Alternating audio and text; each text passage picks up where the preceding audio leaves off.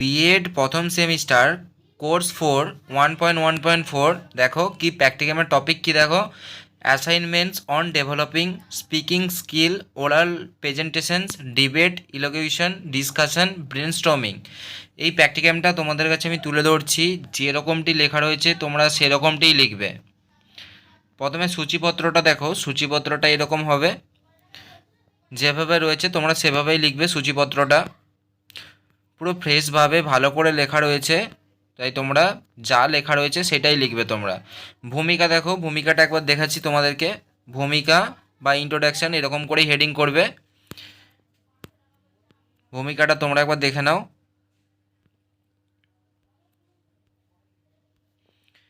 ভূমিকাটা একটা পেজের মধ্যেই রাখবে, এটা একটা পেজে আমি রেখেছি, যেমন একটা পেজের মধ্যেই রাখবে। তারপরে দেখো কথন দক্ষতা স্পিকিং স্কিল, এইটা দেখে নাও। যেভাবে লেখা রয়েছে তোমরা ওইভাবেই লিখবে। হাতের লেখা আশা করি তোমরা বুঝতে পারছো। যাই হোক, যেভাবে লেখা রয়েছে তোমরা ওইভাবেই লিখবে। তারপরে দেখো মৌখিক উপস্থাপন ওরাল প্রেজেন্টেশন, এটা তোমরা একবার দেখে নাও।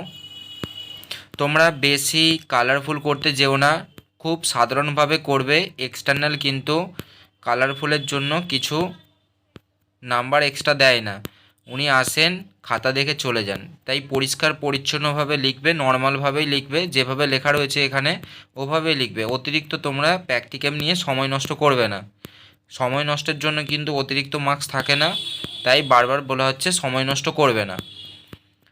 যত কম সময়ের মধ্যে ভালোভাবে করতে পারো পরিষ্কার পরিচ্ছন্নভাবে, সেটাই তোমরা করবে। এরপরে দেখো বিতর্ক বা ডিবেট, এটা এভাবে লিখবে।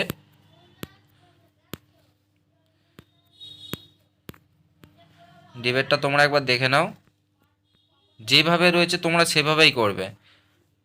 তারপর দেখো বাকপটুত্ব বা বাগ্মিতা ইলোকিউশন, আশা করি তোমরা একটু হাতের লেখা বুঝতে পারছো। পরিষ্কার পরিচ্ছন্নভাবে লেখা রয়েছে, যদিও তোমরা যদি বুঝতে কোনো কোথাও অসুবিধা হয় তোমরা পেজ নাম্বার লিখবে। পেজ নাম্বার লিখে লাইন নাম্বার বলবে যে আমি এই লাইনে বুঝতে পারিনি, কমেন্ট বক্সে জানাবে, বলে দেওয়া হবে। দেখো যেভাবে রয়েছে ওইভাবে লিখবে। এরপরে দেখো, এরপরে রয়েছে বাকপটুত্ব উন্নয়নের জন্য শিক্ষকের ভূমিকা, এটা তোমরা আলাদা পেজেও দিতে পারো, এক্সট্রা পেজ আলাদাভাবে দিতে পারো। এরপরে দেখো বাকপটুত্বের মাধ্যমে কথন দক্ষতার বিকাশ, আলোচনা বা ডিসকাশন, যেভাবে রয়েছে তোমরা সেভাবেই লিখবে। অসুবিধা হলে তোমরা কমেন্ট বক্সে জানাবে। আর তোমাদের যদি কোনো প্র্যাকটিক্যাম যদি আটকে যায়, হচ্ছে না, তাহলে অবশ্যই তোমরা কমেন্ট করে জানাবে, 1-2 দিনের মধ্যে তোমাদেরকে দিয়ে দেওয়া হবে। বুঝতে পেরেছ? অসুবিধা হলে জানাবে। আমরা চাইছি সম্পূর্ণ বিএড কোর্সটি যেন বিনামূল্যে করতে পারো, তাই তোমরা অবশ্যই অসুবিধা হলে কমেন্ট বক্সে জানাবে, ভিডিও দিয়ে দেওয়া হবে।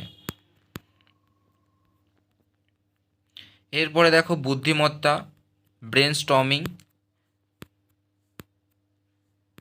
বা এটাকে কিন্তু মস্তিষ্ক প্রক্ষালনও বলে, তোমরা এভাবেও লিখতে পারো, কিন্তু এটা নতুন বুদ্ধিমত্তা বললেও চলে।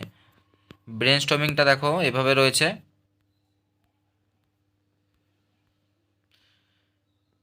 ব্রেনস্টর্মিং পদ্ধতির সুবিধা সীমাবদ্ধতা রয়েছে, এগুলো তোমরা হেডিং করবে, নিচে আন্ডারলাইন করে হেডিং করবে।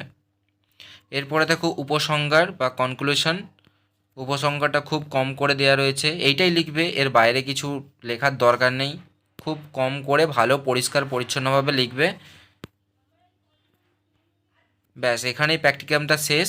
তোমাদের যদি গ্রন্থপুঞ্জি লিখতে হয় তোমরা আগের একটা ভিডিও দেখবে, যে কোনো একটা গ্রন্থপুঞ্জি দিলেই হবে, দুটো ওখানে রয়েছে দেবাশিস ধরের, তো ওখানে ওইগুলো দিলেই হবে, যে কোনো একটা থেকে তুললেই হবে।